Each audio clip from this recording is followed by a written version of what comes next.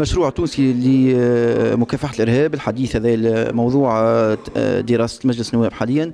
الحقيقة فيه بعض التطور، في بعض الخضوع للمعاهدات الدولية، لكن الخوف، كل الخوف من التعديلات الواردة فيه، خاصة في التمديد، خاصة في الشطط، في التجريم الموجود فيه. يعني كل شخص ينجم يرتكب فعل عنف في إطار إضراب، في إطار مظاهرة سلمية، في إطار غير ذلك، يلقى روحه مجال تتبع من أجل جرائم إرهابية توصل فيها العقوبة 10 سنين 20 سنة.